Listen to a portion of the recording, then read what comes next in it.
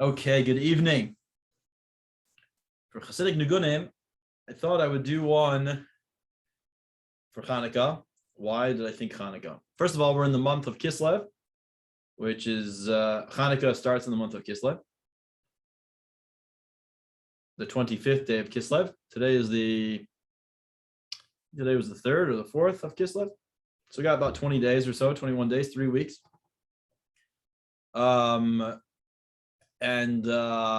We talked about Yaakov, Jacob, our forefather.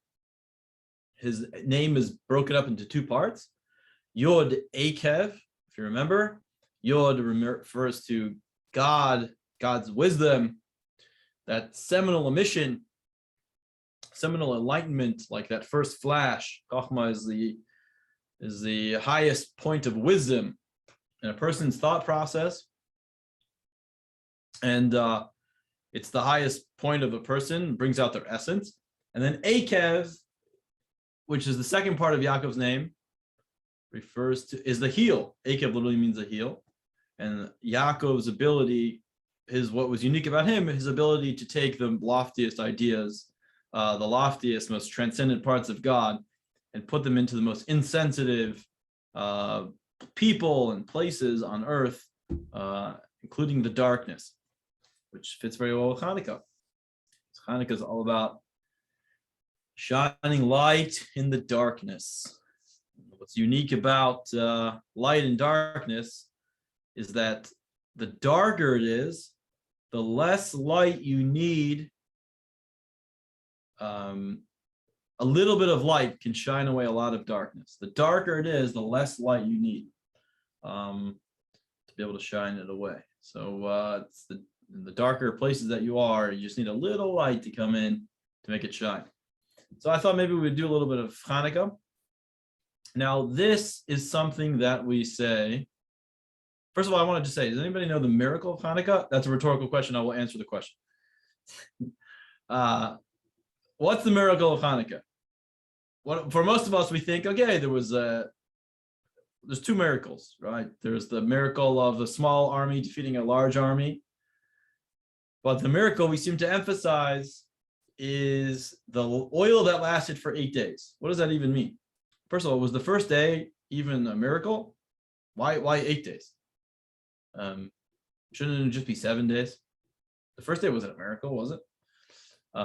It did what it was supposed to do. It was only supposed to burn 1 day, and it burned for 8 days. So it should really only be 7 days. And we'll talk a little bit more about it when Hanukkah comes, the deeper significance of Hanukkah and how it's relevant.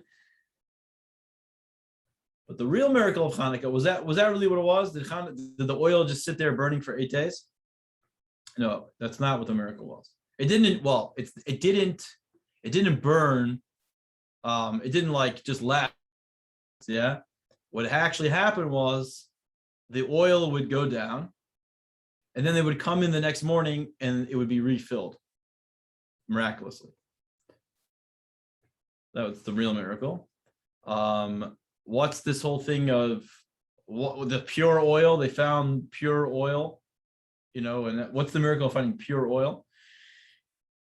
We won't get into that, but why didn't they just use? Did you know that this was one of my quizzes yesterday or 2 days ago? You just impure oil. Impure oil means it's touched by somebody, not in a ritual state of purity. It doesn't have to be a Jew or a non-Jew. In fact, I think it really means a Jew who's in a real ritual state of purity. Non-Jews cannot be ritually impure, I believe. They cannot. Oh, and so they were in a ritual state of impurity. Can everyone just mute if you can? What happened? Why couldn't they just use impure oil? Yeah, go to Trader Joe's or wherever you live and just pick up a bottle of oil over there. 1 second. Because the idea was like this. What were the Greeks really trying to do? The Greeks said like this. They came to the Jewish people and they said, you can study Torah all you want. Fantastic. In fact, we even encourage you to study Torah. And we encourage you to honor your parents and honor other people and do not steal and do not murder and do not kidnap, all these things. You know why? Because it's logical. It makes sense. But these other parts, bris milah, tzitzis, tefillin, mezuzah, kosher. They make no sense. It's illogical. And seeing is believing. We do not see God. They would worship the body. They would worship materialism, physicality, which I'm sure we can relate to a lot today. And they said, all that spiritual stuff, all that stuff to do with God, that's what you got to get rid of. In fact, if you look at the words carefully, what was the miracle? Says the Torah, lahashkichem torisecha. They tried to make you forget. They tried to make the Jews forget your Torah. What does that mean? Your Torah, not Torah, but your Torah that belonged to you. This concept, whatever is like all these spiritual ideas, they were trying to get rid of. And the Jewish people, and not everybody, and I don't even know if it was majority of the Jewish people that really believed in this. We really were we were very secular. We're very, we really chilled out. But those that stood fast said, go big or go home. And we are going to, we want to do everything in the most mahudar, in the most beautiful way, the most stringent way.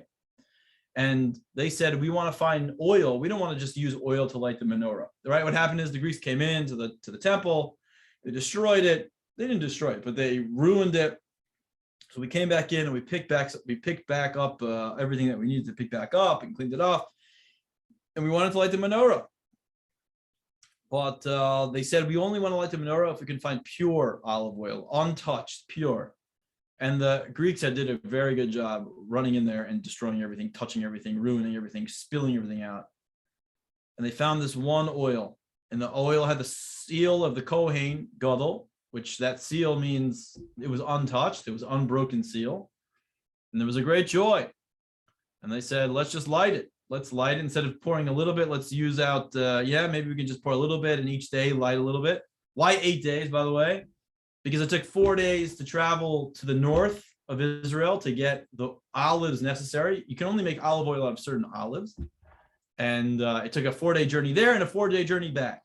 So they did. The day they came to the base of Mikdash, they dispatched a group of people to go get a bunch of these olives to make the oil.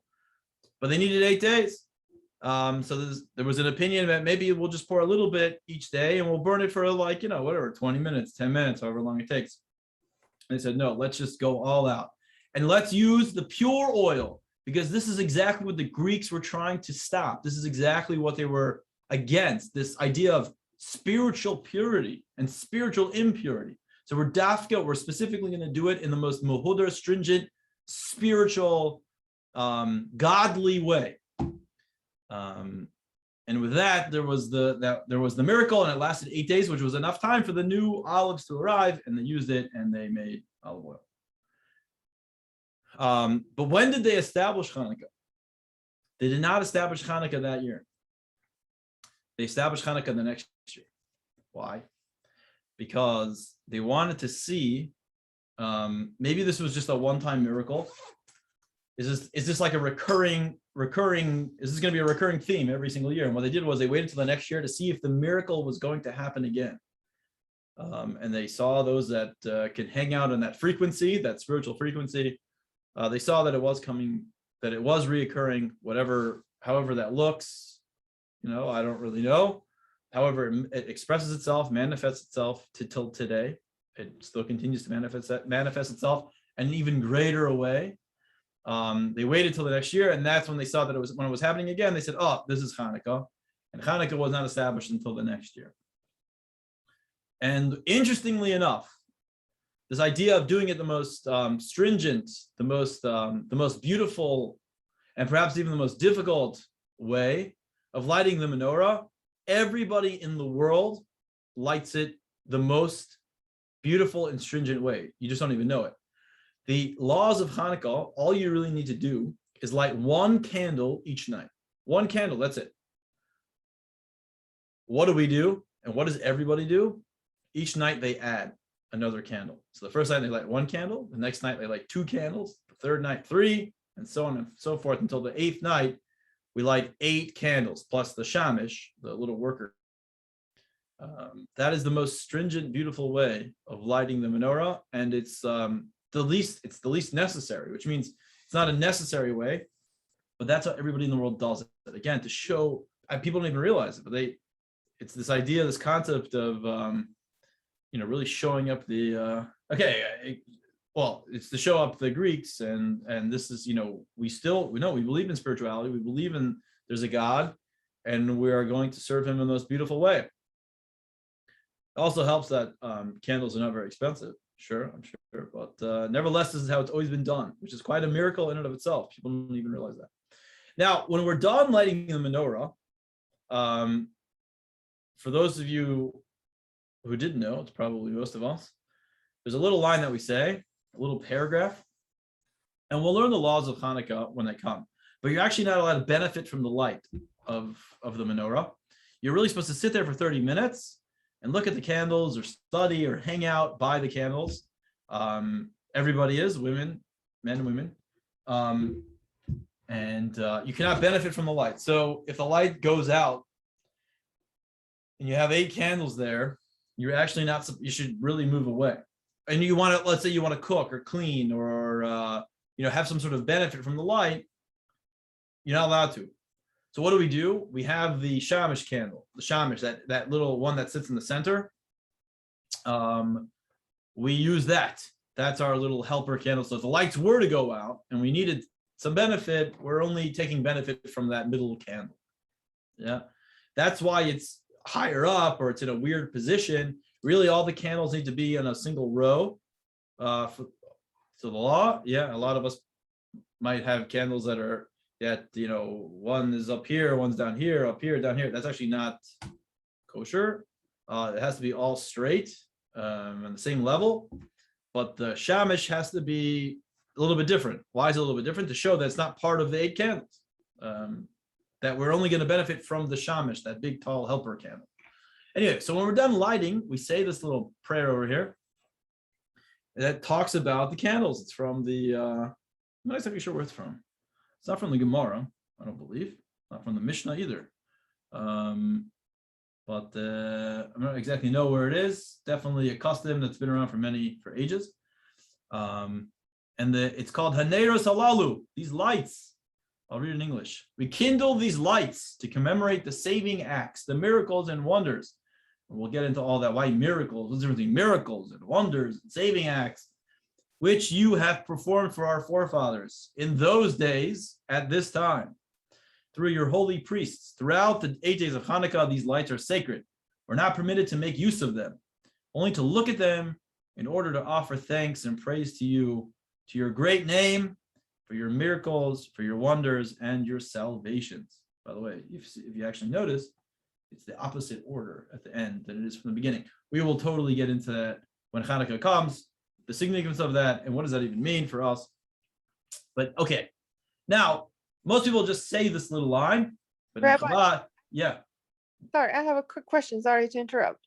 Yeah. What do you mean by we cannot make use of them?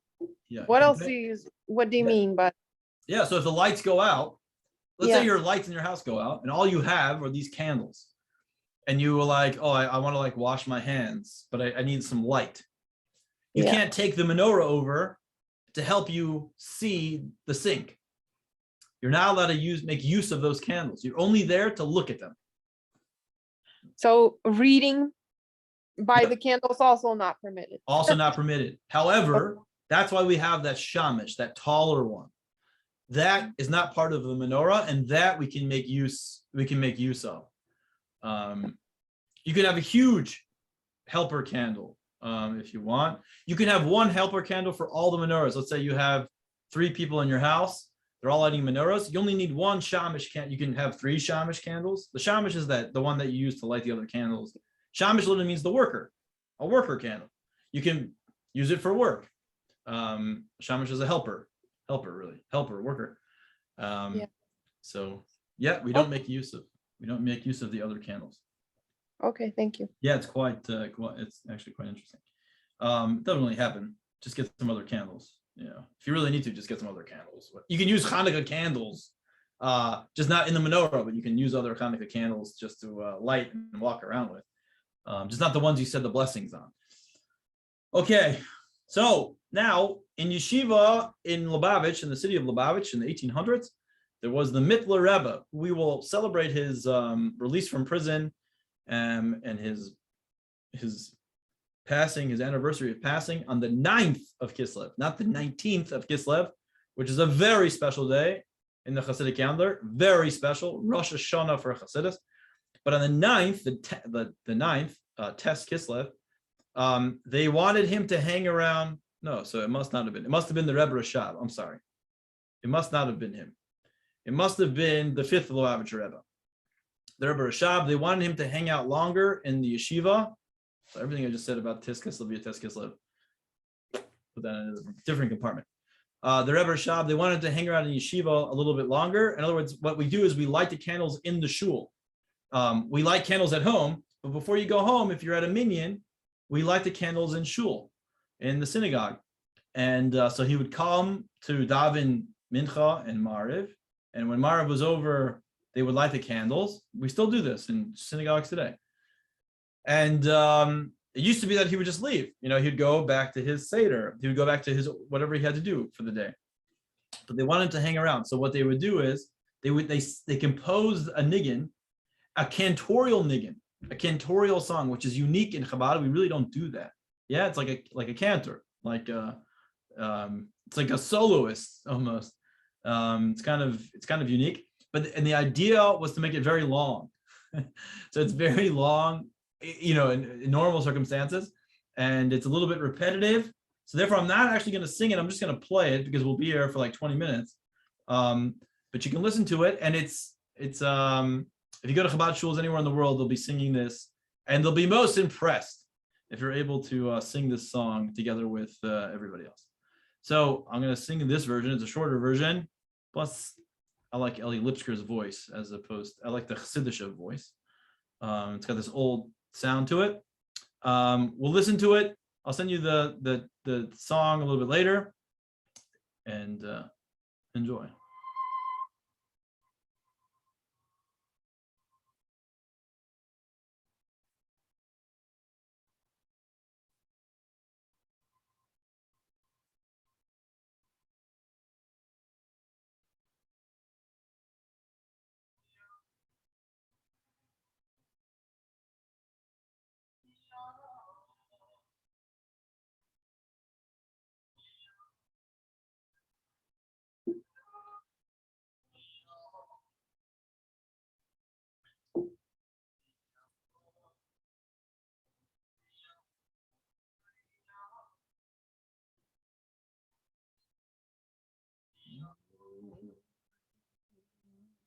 Rabbi, we cannot hear it.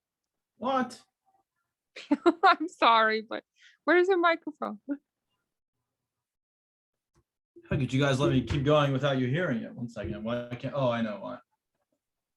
You just missed a 1 minute intro, everybody. Oh, okay. I know. I thought it was me, and I kept putting my phone, the Zoom audio louder and louder until someone else said. All right. Let's see here. Can you hear that? Can you guys hear that? Yes, it's better. All right. I won't start from the very beginning. Now it's just one man singing it, but it's actually the whole congregation is singing it just like this.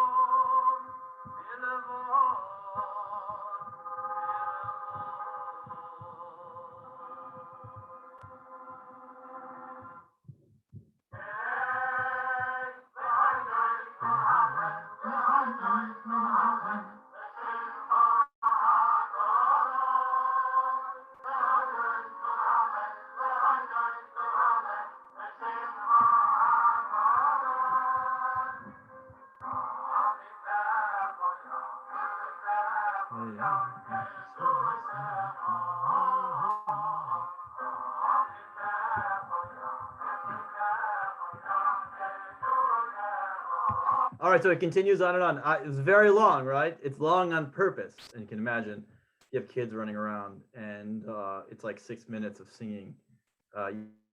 Singing it very quickly. Maybe you don't do all the hello. I go right into it.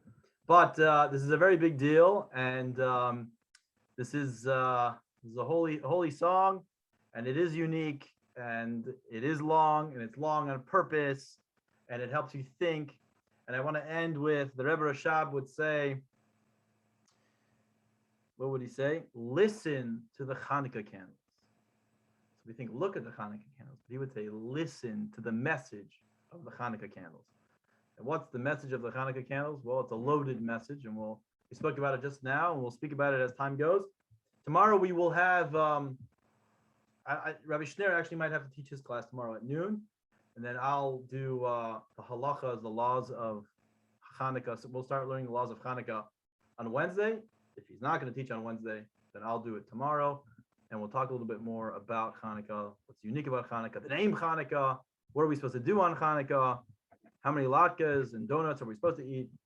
I'm just kidding. Oh, so I have some questions here. I apologize. Is it cutting out in and out a bit? Okay, I can hear. Okay, sorry, everybody. We'll figure it out. All right, I'll send you the link. You have any questions? Anybody have any questions? Thanks, Rabbi. All right, man. All right.